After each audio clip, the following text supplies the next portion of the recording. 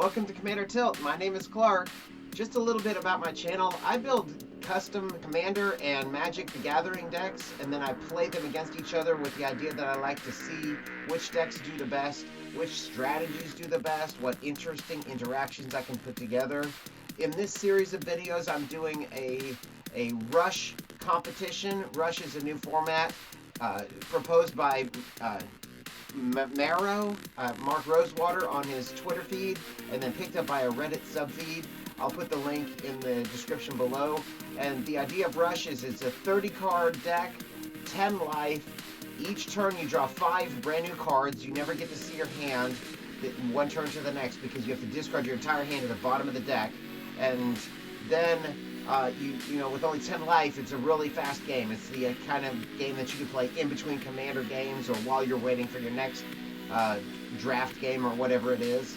So I just wanted to try this deck building challenge, see if I can put together some really good decks with basically with kind of like draft chaff, which, you know, like the leftovers from booster packs and stuff. So in this competition, you know, I do have the bracket system. We're looking at Golgari versus Rakdos. Both of these decks were put together with basically draft chaff. Like I said, just the kind of leftover stuff that I have in my boxes. I again concentrated really hard on putting just 1 and 2 and 3, maybe 4 drops as the cap, because I figured the game would be over before you ever got to 5 mana. That's turning out to be a little bit false. Sometimes I'm getting as much as 5 and 6 mana, 7 mana in a game. So maybe I could go a little higher in my curve. I'm just reluctant to take all the decks apart and rebuild them. So we're going with what I got. The Rakdos deck kind of went with a little bit of a burn sub-theme, and that's just because of Rakdos colors. Rakdos tends to have those type of cards that do, oh, when it dies it does a damage, or we're just going to burn you for a little bit of damage. Golgari, I had a hard time because Golgari tends to focus on graveyard synergies, and I didn't think graveyard was going to work very well in such a fast format because graveyard is a little bit of a slow, control-y type strategy. So I tried really hard to not put too many graveyard synergy cards in there, but I did find Slitherhead, which with the scavenge mechanic, which I thought would be, you know, relatively good. So we're going to see how these two decks do, and may the best deck win. To start off with, I rolled to see who goes first. Rakdos won. Rakdos plays a mountain, and then after much deliberation, I decided to play the Carnival side of Carnage Carnival, dealing 1 damage. I didn't have a creature to hit, but I didn't want to discard the card. Next, Golgari plays a swamp and then Slitherhead and passes the turn. Rakdos will untap, plays a swamp, and then taps both mana for Olivia's Bloodsworn and passes the turn. Golgari will untap. Golgari will put down a swamp, or I'm sorry, a forest, and we have both our colors.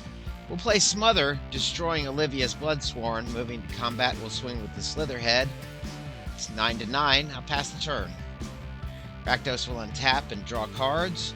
Puts down a swamp, and then taps 2 mana for Fireblade Artist. With haste, I'll attack for 2 damage, and I'll pass the turn. Golgari will untap, and then drawing 5 cards, taking a look, we'll put down a swamp, and then we'll tap 2 mana for Korozda Guildmage. Moving to combat, I'll swing with the Slitherhead with no blockers. The combat is over. Rakdos will untap, put down a swamp. Looking at my hand, I have 1 mountain and the rest are swamps, so I can only cast 1 spell per turn. I put out Judith, Scourge Diva, which pumps up the Fireblade Artist. Fireblade's a 3/2 now. I'll swing in with the 3/2, and Golgari chooses not to block, so the score is 8/4 now. Golgari untaps, puts down a swamp, and then tapping 1 swamp will play as Slitherhead and passes the turn. Rakdos will put down another swamp. Again, I can only cast 1 spell per turn, and that spell is going to be Shambling Remains. It's a 4/3 that can't block with Unearth. Moving to combat, I'll swing with the Fireblade Artist. Golgari will block with the Slitherhead, but then Golgari will tap 2 mana for Giant Growth, turning the the skeleton head to a 4/4, killing the Fireblade artist. But Judith then deals 1 damage directly to Golgari's face. Rakdos will pass the turn. Golgari will untap. Take a look at that Slither head, understand how it works. We put down a forest as our land drop. And then we're going to tap all the mana for Lotleth Troll and Pitiless Gorgon, a Death Toucher. Next, we'll go ahead and scavenge the Slitherhead and make the Pitiless Gorgon a 3/3 with Death Touch. But we choose not to attack and we'll pass the turn. Rakdos draws a mountain finally, the second mountain.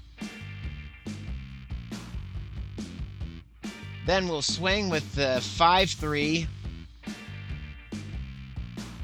Golgari will block with the Slitherhead. Then Rakdos casts the Carnage portion, dealing 3 damage to Golgari, and Rakdos wins the first round.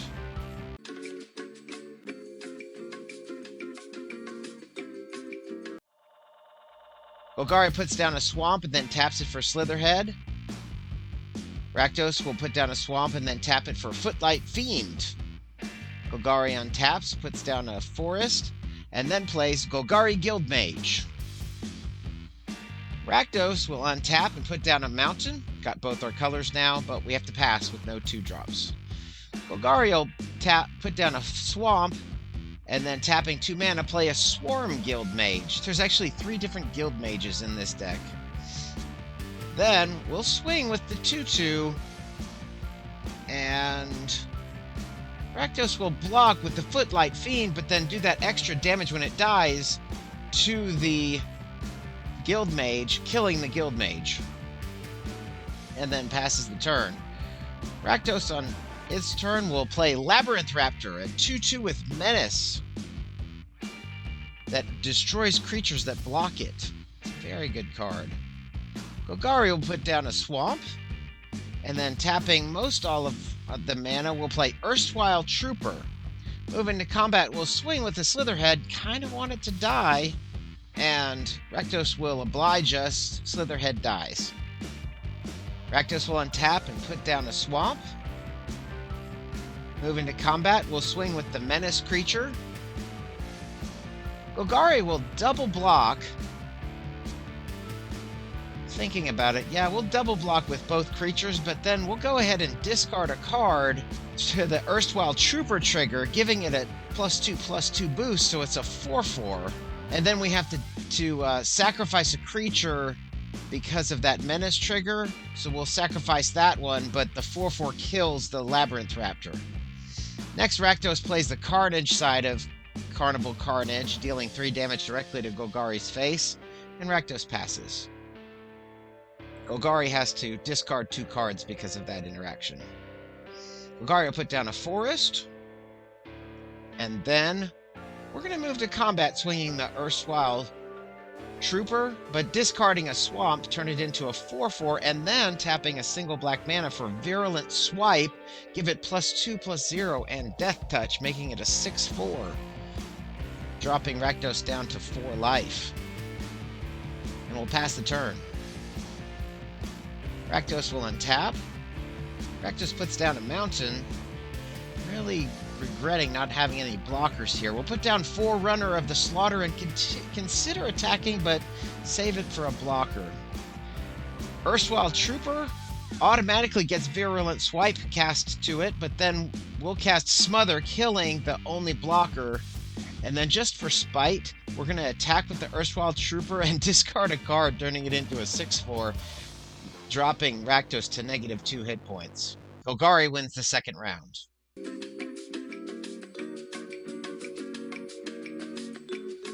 On the third round, I'll roll to see who goes first, and Golgari won. Golgari puts down a swamp and then passes the turn. Rakdos puts down a swamp and then passes the turn. Golgari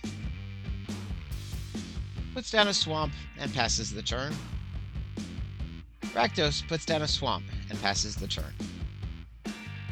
Golgari puts down a forest. Now things start to get interesting, except All we can do is tap a single black mana for a Slitherhead and pass the turn.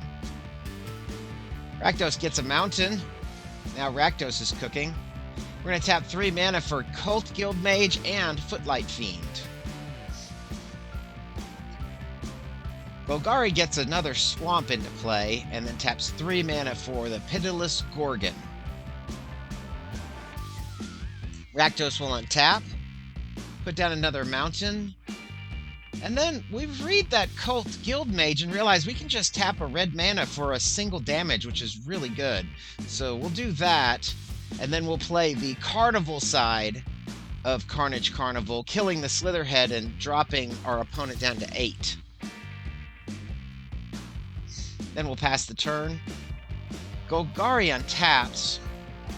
Golgari will put down a forest. Next, we're going to tap all of our mana for Moss Pit Skeleton Kicked, which turns it into a 5/5. Then we'll scavenge the Slitherhead, turning the Pitiless Gorgon into a 3/3. Moving to combat, we'll swing with the Death-Touching Gorgon. Footlight Fiend will block and die, but pings Golgari's face for 1. Rakdos will untap, put down a mountain. Then Rakdos will tap 2 mana for Cult Guild Mage.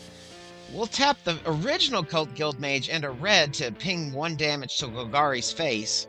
And then we're going to tap the remainder of our mana for Olivia's Bloodsworn, a flying vampire that can't block.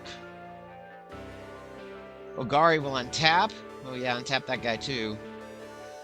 Put down another forest. Goodness, we got a lot of mana.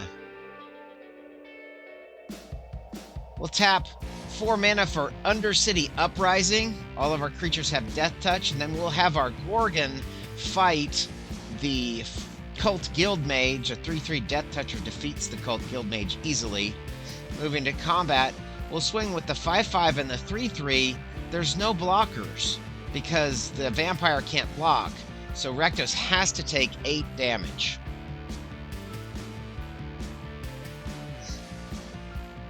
Then I'll go ahead and tap 1 mana for Slitherhead, so Golgari has a blocker, and we'll pass the turn. Did forget to put Undercity Uprising in my graveyard there. Rakdos will untap, and then realizes we have a way to win. We'll attack with the Flying Vampire, automatically dealing 2 damage.